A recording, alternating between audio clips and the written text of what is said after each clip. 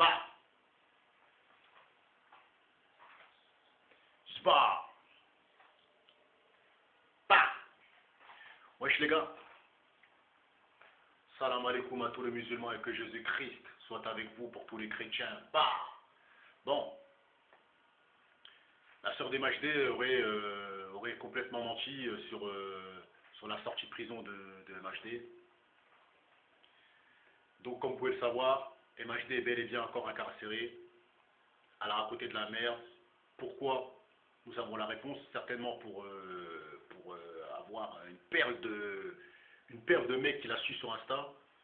Donc voilà, donc moi quand j'ai vu ça, je me suis dit putain, on est vraiment des cons. Il y a des youtubeurs qui réfléchissent, nous on réfléchit pas. Vous savez pourquoi on réfléchit pas? Parce que nous on est derrière les vues. Moi comme j'ai dit, je suis une putain buzz.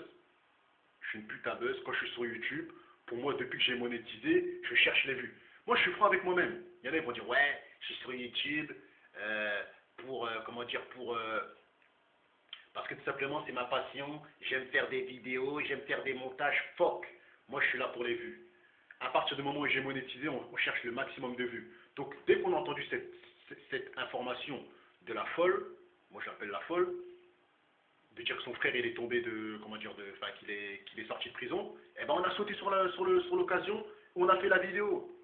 Pas par rapport au fait qu'elle a dit qu'elle est sortie de prison. On n'est pas content s'il serait sorti de prison, on ne serait pas content. Dans le sens où, comme je vous ai dit, quand on parle d'un mort, on ne monétise pas. Quand on parle de quelqu'un qui s'est fait assassiner, qui s'est fait tuer, on ne monétise pas. Jamais vous verrez. Enfin, hier, je n'ai pas parlé dans le fait qu'il est mort. Donc hier, j'ai monétisé, je ne veux pas vous mentir. À la base, on parlait des MHD. Mais toutes les vidéos que j'ai fait là sur Samat, sur DJ Arafat, c'est des vidéos qu'on ne monétise pas. Quand on parle d'un mort, on ne monétise pas parce que tout simplement, là, c'est pas le buzz.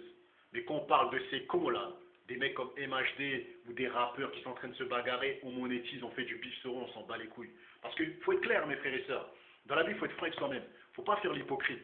Oui, faire des vidéos, c'est ma passion, j'aime faire des montages, ça me prend 78 heures par semaine. Quand je mets une vidéo, j'ai mis 48 heures, frère. Nous, on s'en bat les couilles, on achète un téléphone à 40 euros. Vidéos de mauvaise qualité, mais on les monétise. On les monétise, mes frères et sœurs. On prend YouTube comme un business. Vous voyez ce que je veux dire ou quoi? Parce que pour que les gens ils évitent de venir me voir dans la rue et me dire ouais, pourquoi tu es sur YouTube? On est là pour le fric. Voilà, comme ça, comme ça, il n'y a pas de. Il n'y a pas de. Comment dire, il n'y a pas de mystère avec moi. À la base des bases, je suis sur YouTube pour parler de Dieu. À la base des bases. Pour essayer de ramener les gens à la lumière. Mais vous avez vu que quand je parle de Dieu, il y a une minorité qui suit mes vidéos. Donc, après, quand je parle de merde, mes frères et sœurs, ben là, c'est pour le fric. Là, c'est plus pour. Vous voyez ce que je veux dire ou quoi? À la base, c'est pour Dieu. Quand c'est Dieu, même si on fait des 200 000 vues sur Dieu, on ne va jamais monétiser. Dieu, c'est gratuit. Sa parole, elle est gratuite. Ses livres, normalement, ils doivent être gratuits. Je ne comprends pas pourquoi des gens, mes frères et sœurs, ils vendent des Corans, ils vendent des Bibles, ou ils vendent des je sais pas quoi, des Torahs. Tout ce qui vient de Dieu, ça doit être gratuit. Normalement, les FNAC, on doit les agresser parce qu'ils vendent des Corans, ils vendent des Bibles, ils vendent des Torahs. On doit agresser, mes frères et sœurs, les directeurs de FNAC, de magasins, des gens qui font du business, même les gens qui ouvrent des boutiques pour vendre des livres de Dieu, on doit les agresser, ces gens-là, mes frères et sœurs. Parce que ça doit être gratuit, c'est un don de Dieu. Quand moi je parle de Dieu, c'est un don qui vient de Dieu, c'est-à-dire c'est gratuit. C'est Dieu, il met sa vérité, il fait que je parle de lui, vous voyez ce que je veux dire? Donc pourquoi je veux vous faire payer? Et pourquoi je veux monétiser sur lui? Bref, on n'est pas là pour parler de ça. Donc au moins, il n'y a pas de mystère. La sœur des MHD, mes frères et sœurs, elle a raconté de la merde. Elle racontera toujours de la merde. Et voilà. Le gars, il est toujours au HEPS. Tant mieux pour lui. On s'en bat les reins. Il a tué quelqu'un.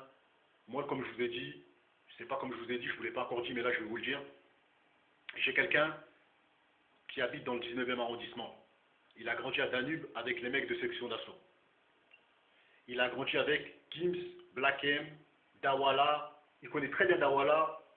Le Fa, le Blanc, il connaît toute la section d'assaut. Lui, il est en contact avec des gens qui sont dans l'entourage de MHD. Il a eu au téléphone, mes chers frères et sœurs, quelqu'un de la famille de MHD. La tête à ma grand-mère, je vous dis, clair et net. Il a dit que MHD était coupable, qu'il s'est fait engrainer et que voilà, MHD, il a juste voulu street credibility, il a voulu faire le fou et voilà, il a canné avec ses potes.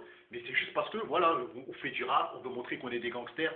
Et le mec que j'ai eu au téléphone et que j'ai vu en face à face, il m'a dit, si tu me crois pas, viens, on va voir la famille des Machdé, on va voir des cousins et tout ça, ils vont te dire s'il est pas coupable. Je dis, bras, je suis pas un mytho. Donc c'est pour vous dire que voilà, j'ai pas de preuves. Là, c'est la parole d'un proche à moi contre la parole des gens qui suivent MHD. Mais en tout cas, pour moi, je pense qu'il est coupable. Parce que le mec là, il a 36 ans. Vous voyez ce que je veux dire? Je ne sais pas pourquoi il mentirait. Il a 36, bientôt 37 ans. Il connaît des gens de l'entourage de MHD. Il m'a dit que voilà, apparemment, il était dans le coup. Donc voilà, nous, on n'est pas là pour se cacher. On dit les choses telles quelles. Quand on lève la vie des gens, mes frères et sœurs, quand tu prends la vie des gens alors que c'est Dieu qui donne la vie, on va jamais te kiffer même si tu es noir. On va jamais t'aimer même si tu es noir. Si toi, tu enlèves la vie de quelqu'un, tu tues quelqu'un, tu crames quelqu'un, tu veux enlever la vie de quelqu'un, on va jamais kiffer même si tu es noir. Pourtant, on défend les noirs, mais on ne défendra pas sale noir. On va te traiter de sale noir, tueur de noir, et on va péter encore plus les plombs. Parce que nous, on défend les noirs, mais on ne défend pas les noirs qui violent, qui tuent, qui font des dingueries. Pourquoi? Parce que tout simplement, on ne veut pas que ça arrive à nos proches, on ne veut pas que ça arrive à des gens, même dans la rue, peu importe. Bah,